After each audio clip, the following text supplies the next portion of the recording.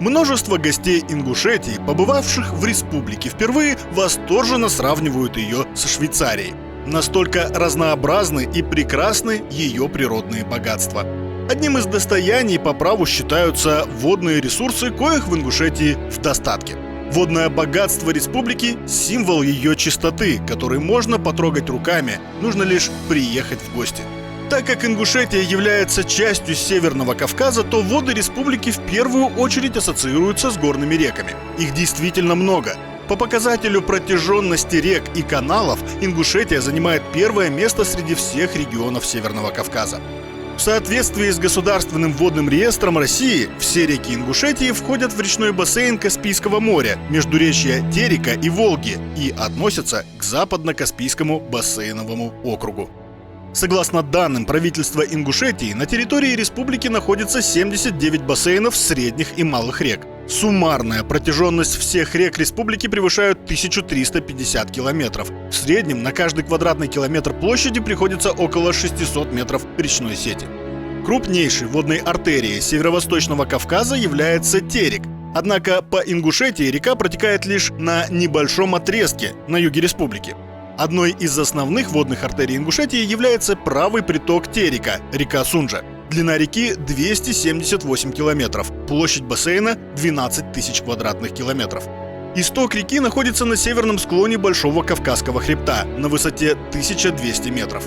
Сунжа берет начало из ледников на горном массиве Ушкорт. Оттуда, прорезав Учхутинские горные кряжи, входит в ужье между горами Сугулты и Сунжикорт. Далее течет на север по территории Ингушетии на протяжении 37 километров.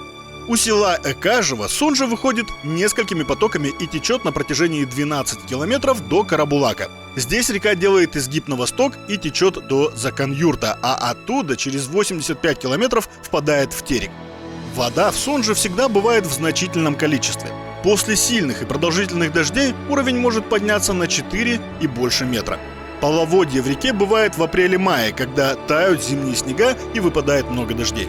Любопытно, что в 19-20 веках река замерзала, практически вся, за исключением быстрых участков.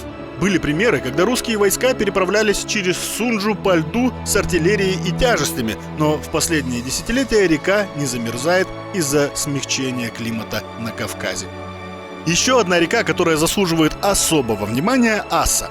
Это правый приток Сунжи, но по размерам и значимости Асса ничем не уступает Сунже.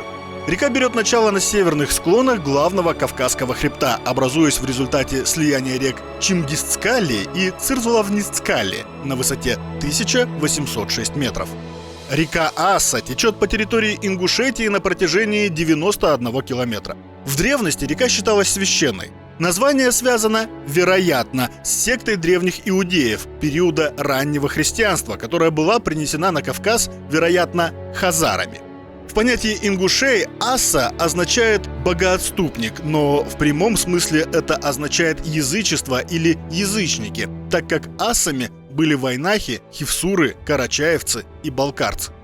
Еще довольно крупными реками в Ингушетии считаются Назранка и Конч. Они дают жителям республики воду не только для сельскохозяйственных нужд, но и обеспечивают население питьевой водой. Что же касается туристической ценности, то из самых ярких представителей водного достояния республики можно отметить Лежгинский водопад, один из крупнейших в горной Ингушетии и доступный для посещения круглогодично. Образован левым притоком реки Армхи, ручьем Ляжги, протекающим в живописном Лежгинском ущелье. Вода в ручье чистая, водится форель. Питающий реку ледник с горы Малчичкорт, находящийся на высоте 3670 метров, придает воде голубоватый оттенок. Водопад и ручей особенно красивы днем и в солнечную погоду, когда над водой из-за тысяч брызг появляется радуга. Высота водопада 18 метров, ширина 5 метров. Он состоит из нескольких каскадов, образованных камнями, сносимых вниз наводнениями. Водопад и местность вокруг него прекрасны и завораживают чистотой. Не напрасно к водопаду устремляются гости республики и сами ингуши, нередко проводящие в ущелье и около водопада выходные и праздники. Благодаря обилию больших и малых рек в республике издавна создавались водохранилища. Причем некоторые из них образовывались естественным путем, практически без участия человека. Именно поэтому Ингушетия богата еще и озерами. Большинство из них расположены высоко в горах, на границах с другими северокавказскими территориями. Одним из самых известных и крупных озер Ингушетии считается Карабулакское.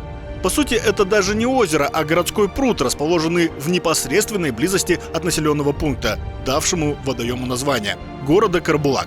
И все же Карабулакское озеро считается местом отдыха всех ингушей и гостей республики. Особенно это справедливо в отношении любителей рыбалки. Несмотря на небольшие размеры и глубину озера, в нем водится белый амур, судак, сазан, карп, карась, окунь и другие виды рыб. А благородные форель и кумжа в водах Карабулакского пруда разводятся искусственно. Именно это позволяет любителям экзотического улова получать удовольствие от рыбалки за небольшую плату. Стоит отметить, что рыбалка для ингушей – традиционное занятие. Если раньше рыбу ловили исключительно для пропитания, то теперь это в большей степени развлечение, спорт или отдых. И все же рыболовецкие традиции в Ингушетии довольно сильны. Об этом говорят старинные рыболовные снасти, такие как старинные крючки, плесны, устройства для рыбной ловли и производство плотов и лодок. Вообще, в Ингушетии множество небольших озер, водохранилищ и прудов находятся на территории населенных пунктов. Они традиционно любимы жителями республики как места отдыха с семьей, друзьями и гостями. Что же касается гостей, то издавна в Ингушетию приезжали на воды. Республика богата минеральными источниками, которые способны поправить пошатнувшееся здоровье и самих ингушей, и гостей Ингушетии. Один из самых популярных источников – Ховр-Хи, расположенный в Джейрахском районе недалеко от популярного курорта Армхи. Приезжая в горную Ингушетию на выходные, равнинные жители непременно привозят с собой тару, чтобы набрать воды из источника Ховр-Хи. Источник этот содержит большое количество серебра, вода из него не портится очень долго. О ее целебных свойствах местные врачи говорили еще в 20-х годах прошлого столетия, когда строился пансионат в Армхи. По легенде, люди заметили свойства воды благодаря раненому коню. Он каждый день оставлял свой табун и, хромая, уходил под гору Цейлам. Однажды хозяин решил проследить за ним и увидел, что конь опускает раненую ногу в источник Ховр-Хи. Вскоре рана благополучно зажила. С тех пор люди и сами стали лечиться этой водой, и сейчас она очень популярна у ингушей. Вода Чошкал-Хаст способна вылечить обострение хронической ангины и другие болезни горла и дыхательных путей. Этот ключ очень холодный, но воду из него, как утверждают местные жители, можно пить даже сразу после сильной физической нагрузки. Это свойство воды также заметили благодаря лошади. Разгоряченная лошадь никогда не пьет холодную воду, иначе может умереть. Но вода из этого ключа лошадям ни разу не навредила. Слава о целебных свойствах воды из Чошкал-Хаст распространилась широко. Еще более знаменита минеральная вода из села Ачулуки.